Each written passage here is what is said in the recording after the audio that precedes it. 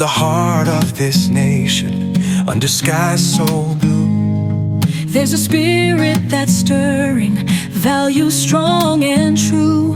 From the mountains to the prairies, from the cities to the sea, we stand for liberty, for faith and family. We're diving deep into the heart of what we believe.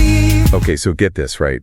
Today we're diving into something pretty wild. We're talking about the Trump administration and their whole thing about cleaning up corruption in Washington. And get this, the person in charge, none other than Elon Musk. Yep, that's right. It's all right here in this document, this scenario. You see, the Trump administration, they had this belief that the entire federal government was just bloated and inefficient. Basically, they thought it was really, really ripe for like a total shakeup. They saw themselves as kind of like outsiders, coming in to drain the swamp, as they like to say. Yeah, okay. Drain the swamp. Got it. But hold on. How does Musk, the guy, with the electric cars and spaceships, how does he fit into this whole political storm? Well, you see, the Trump administration, they went all in on this anti-corruption campaign. We're talking executive orders, changing personnel. They even created a whole new department called the Department of Government Efficiency, or DOGE for short. And guess what? They put Musk right in charge, gave him a ton of power to cut waste and restructure all the government agencies. DOG, huh? Okay, I get it. I mean, very clever. But honestly, giving anyone that much power, even someone like Elon Musk, doesn't that seem a little risky? I mean, were there like safeguards to make sure things didn't go completely off the rails? Yeah, that's a really good point. And it's something that, critics of the administration brought up a lot back then. There were definitely a lot of concerns about having that much power in just one person's hands, and whether or not there was, enough oversight to prevent any kind of abuse. So what did Musk actually do with all this power? Was he like literally firing people and shutting down offices? Well, yeah, there were some pretty dramatic moments. Like, for example, there was the attempted raid of the USAID headquarters. The source describes this like intense standoff with Musk demanding access and everything, just, grinding to a halt. And the people inside, well, they felt like they were under siege. It was a lot of critics saw this as DOGE really overstepping its boundaries. Wow, it sounds like something out of a movie. But okay, wouldn't there be like pushback from other parts of the government? I mean, if things got too out of control. This is the U.S. government we're talking about, right? Not some Silicon Valley startup. Right, and that's where the idea of separation of powers comes in. It's kind of a central concept to how the U.S. government works. Basically, it means that power is divided between three branches. You have the executive branch, that's the president. You have the legislative branch, which is Congress, and then you have the judicial branch, and that's the courts.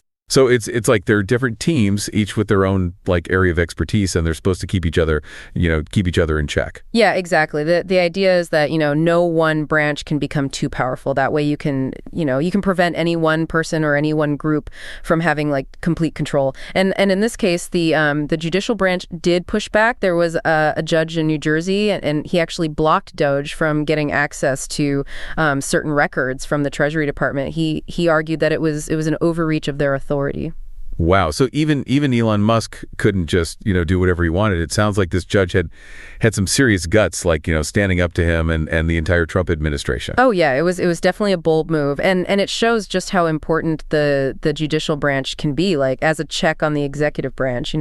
Even when you have like someone as powerful as Elon Musk involved, this whole case caused a lot of friction, a lot of debate about, where the lines should be drawn. Okay, so we've got a president who wants to shake things up. We've got Elon Musk leading the charge, and then we've got the courts stepping in saying, hold on a second, this is already way more complicated than I imagined. But what about the actual corruption, the stuff they were trying to fight? What did that even look like? Right. So the source mentions three main types of corruption that the Trump administration was focusing on. First, there's mismanagement of funds. That's basically accusing government agencies of wasting taxpayer money or just not using it effectively. Yeah, that's something everyone could get behind fixing, right? I mean, was there actual evidence to back these claims up? Well, and that's one of the key questions to really consider here.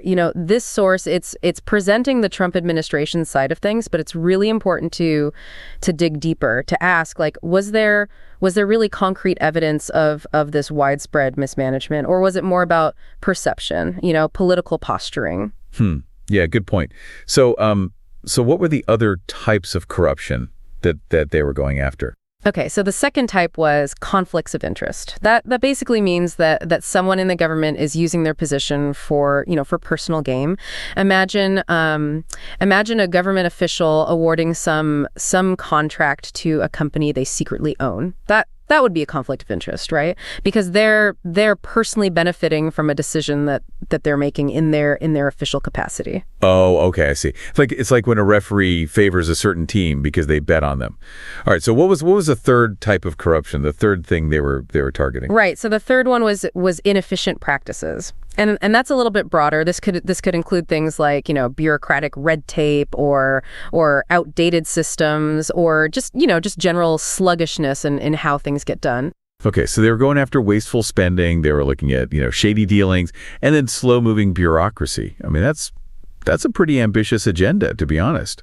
But how did they actually, go about tackling all of this? Was there like a plan? Or was it more about just, making a big splash?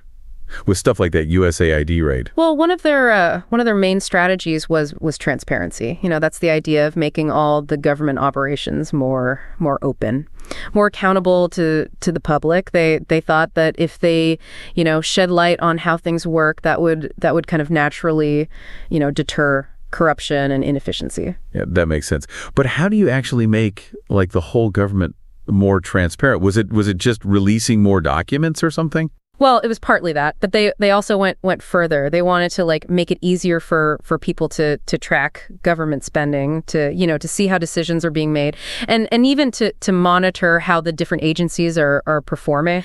It was a pretty big shift from how things were done before.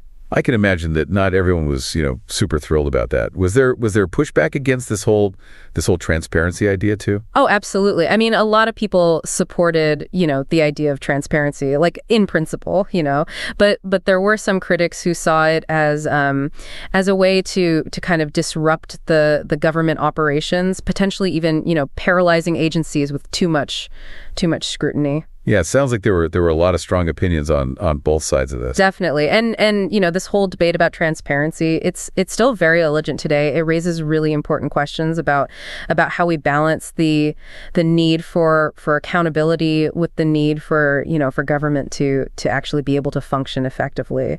Okay, so we've got a lot to unpack here. It seems like this whole Trump administration anti-corruption campaign, it was a lot more complicated, a lot more controversial than it might seem at first glance. We've got Elon Musk right in the middle of it all.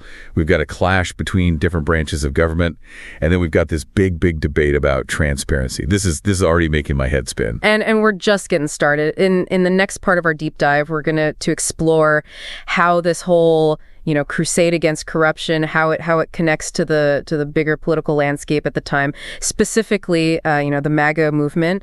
We'll also take a look at the long-term impact of these reforms and whether they, actually achieved what they set out to do. Ooh, okay.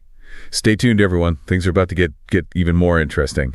So, as we dig deeper into this document, this whole thing about the Trump administration's campaign against corruption, it's really important to understand the whole political scene at the time. And that brings us to the MAGA movement, Make America Great Again.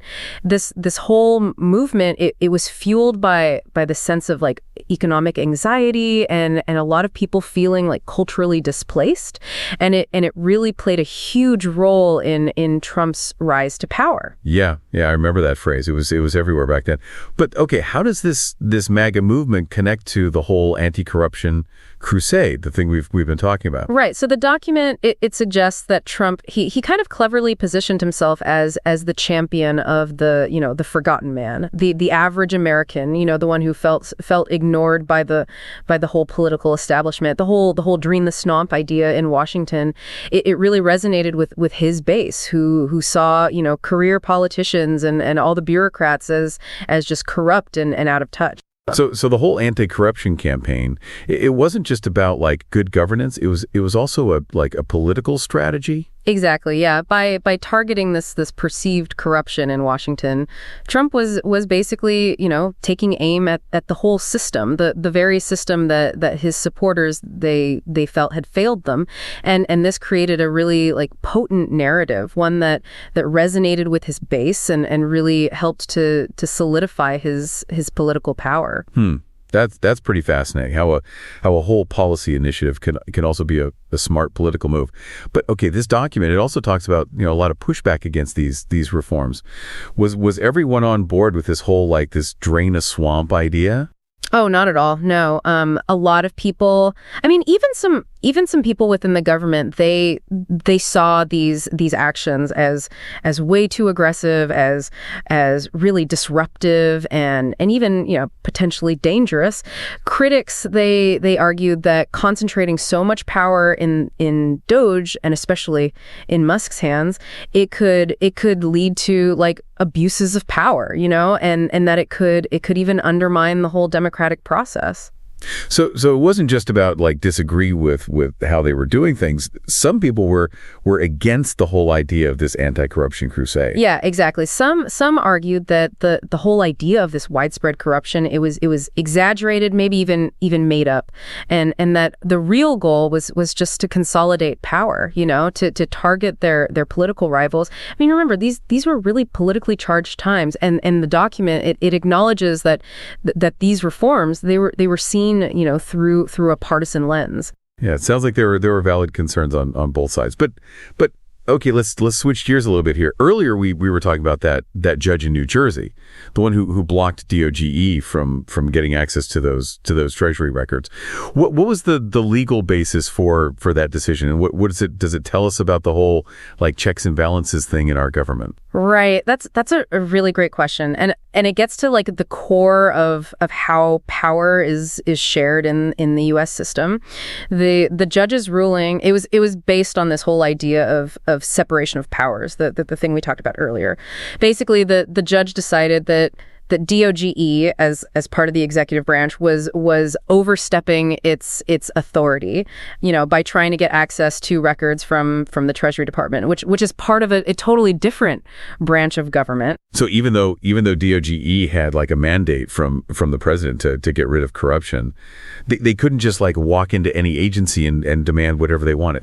Right, exactly. This case, it showed that even with someone like Elon Musk, running the show, there are still limits to what the executive branch can do. The judicial branch, it plays this crucial role, in interpreting the law and making sure that no one branch gets too powerful. This whole thing really shows how complicated government is, right? It's not just about having like a good idea or a strong leader. There are all these rules, all these like procedures in place, to make sure that power is used responsibly. Yeah, you're absolutely right. This document, it gives us a peek into all those complexities. It shows us how the different branches of government interact with each other, how power dynamics, they play out, and how even well-intentioned initiatives they can cause controversy, and they can have like unintended consequences. So okay, let's say I'm someone who doesn't really know much about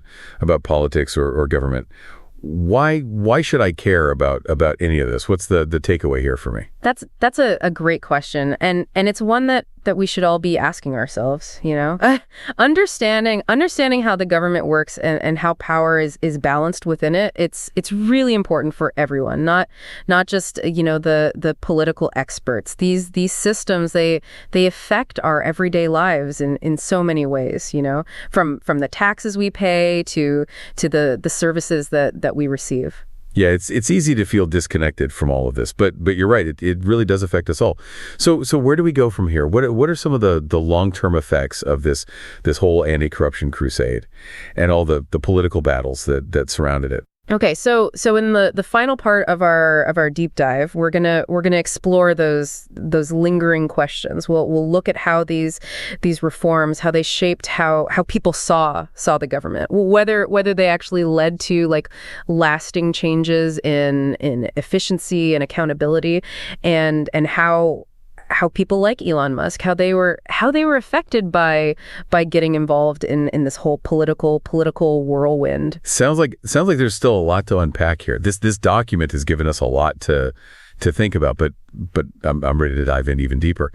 Okay, so we've been talking about this whole anti-corruption push, right, with Elon Musk and everything. But did it actually work? I mean, did it really make the government more efficient, more accountable, or did it just cause, more problems, more division? Yeah, those are the big questions, aren't they? And the answer is, well, they're not so simple. The document, it kind of hints at some of the lasting effects, both good and bad. On the one hand, it seems like it did lead to some real improvements, like a renewed focus on cutting waste and streamlining all the processes. And they started using data to track performance. Some agencies, they actually saw some real gains in efficiency. So it wasn't all just, for show. There were some actual results. It seems that way, yeah. The document, it gives some examples of agencies that brought in new technology, cut their budgets, and they were able to deliver services more efficiently. Now, whether all of that was because of the anti-corruption campaign, well, that's up for debate. But it does look like it had some positive effects. That's good to hear. But I'm guessing there were also some downsides, right? I mean, we talked about the pushback from people within the government. And all the worries about giving DOGE, too much power. Right. And the document, it admits that the Trump administration's approach and how DOGE went about things, well, it caused a lot of friction, a lot of distrust within the federal bureaucracy. Some career employees, they felt like they were being targeted, which led to, losing experienced people with a lot of expertise. So it's kind of like they might have gone too far too fast. Like they were trying to fix things so quickly that they ended up losing a lot of, valuable knowledge and experience along the way. Yeah, that's a good way to put it. And it shows just how tricky these big reforms can be. You have to find that balance between shaking things up and keeping what works. It seems like in this case, they might have overcorrected a bit, and that led to some unintended consequences. It's like what we were saying before, about how even when you're trying to do good, these reforms, they can backfire if you're not careful. Yeah, you got it. And this document, it really highlights that. It suggests that while the goal, reducing corruption and waste, that was a good goal, but the way they went about it, it was often very divisive, very disruptive. Okay. So aside from what happened inside the government, were there any broader effects on society? Like, did this whole push for less corruption, did it change how people saw the government, or even the idea of reform itself? That's an interesting question. And the document, it doesn't really give us, clear answers, but it does offer some interesting thoughts. It suggests that this whole campaign, it actually made the partisan divide in the country even worse. The people who already supported Trump, they saw it as proof that he was, a man of action, someone willing to take on the establishment, to keep his promises. But for those who were, skeptical of Trump, it just confirmed their belief that he was reckless, that he was authoritarian, that he was more interested in having power than in, actually serving the people. So instead of, bringing the country together, this whole thing about cleaning up corruption, it might have actually pushed people further apart. That's what it seems like, yeah. At least according to this document, it suggests that because it was so political and because of the controversial tactics that DOGE used, well, it made it really hard to get, support from both sides. And in the long run, that might have actually made these efforts less effective, less likely to last. It's kind of a bummer to think that something meant to make the government better might have actually, made things worse in some ways. Yeah, it is, but it shows us how important it is to really think critically, to look beyond the talk, beyond the slogans, to really look at the evidence and think about what might happen, with any policy, any reform, even if it seems like a good idea. Well, this whole deep dive, it's been quite a journey. We started with Elon Musk running a government agency, and now we're looking at all these complicated things about government reform, the balance of power, and how even the biggest ideas can have, unexpected results. I feel like I've learned a lot. Yeah, it's been pretty eye-opener, hasn't it? And it shows us that there are no easy answers, when it comes to running something as complicated as our society. But it also reminds us that we all have a role to play as citizens. We have to be part of these conversations, to question things, to hold our leaders accountable. That's a great point. This document, it's given us a lot to think about. And I hope everyone listening will keep exploring these issues. Dig a little deeper, into what we've talked about and form your own opinions. Thanks for joining us on this fascinating deep dive.